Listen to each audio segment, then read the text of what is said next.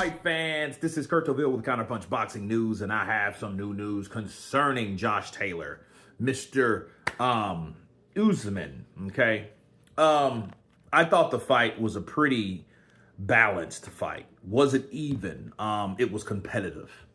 I think, Josh Taylor won the beginning of the rounds, and Essumen showed that his power, his size, was too much for Josh at times. I think you have to give Josh credit that he didn't go down over those shots because he was definitely hurt, especially later in the fight, especially the 6th, the 7th, the 8th, the 9th, and the 10th. He was definitely buzzed by the shots, the straight rights or the overhand rights that he was receiving from Essumen. Essumen was in there throwing punches.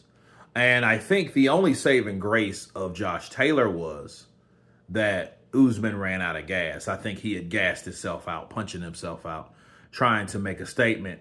And when he started working the body, it was like poetry. Left hook, right hook to the body, left uppercut, right uppercut, left uppercut, right uppercut. That folded Josh over at times, and Josh really got on the retreat at times, but remembered that he was at home, so he had to get something done. So he did rally back with the punches that he was able to get off, but it didn't have the same punching power. You know what I mean? It didn't have the same sting, okay, from his punches to Essumen that Uz's punches were to him.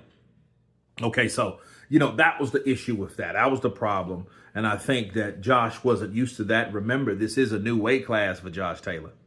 So he went to 147 to prove a point. This was his comeback fight because he's lost his last two.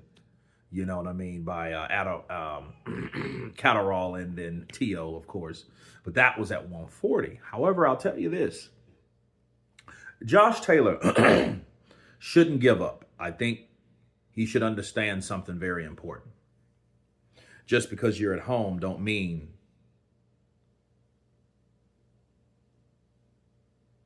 how should I put this? Just because you're at home doesn't mean it's a home run. It doesn't mean that it's set in stone that you're going to win a decision. And I think Josh Taylor, because of the first Catterall decision, because he was at home, because he's accustomed to getting these decisions, I think, he's become accustomed to it, and I think he doesn't understand it, because in the mindset of someone that is always accustomed to winning decisions, like Canelo Alvarez, they're not going to understand what it's like to lose a decision because it normally doesn't happen, if that makes sense. Canelo Alvarez still thinks he beat Dimitri Bivol. I'm like, what the hell? And how the hell you thought you beat Dimitri Bivol? You know what I'm saying? He in his mind thought that. Why?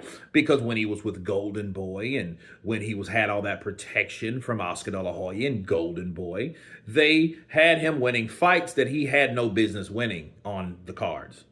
So when you do lose one, you're going to go ape shit and you're going to blow a gasket because you don't understand what it's like to lose. Because in your mind, you will never lose because it's never happened. Well, it's starting to happen to Josh Taylor. And I think Josh Taylor should understand that, you don't win every fight just because you're at home, which is a good thing. Because I didn't think in a million years that Essumen would win a decision against Josh Taylor in Scotland.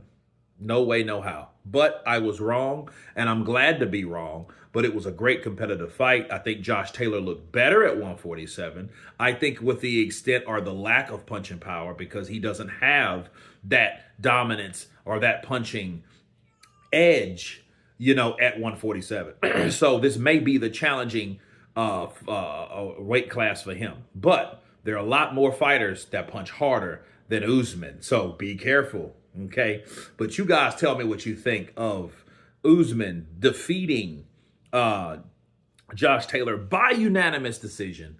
Of course, please subscribe. And you guys been Counterpunch.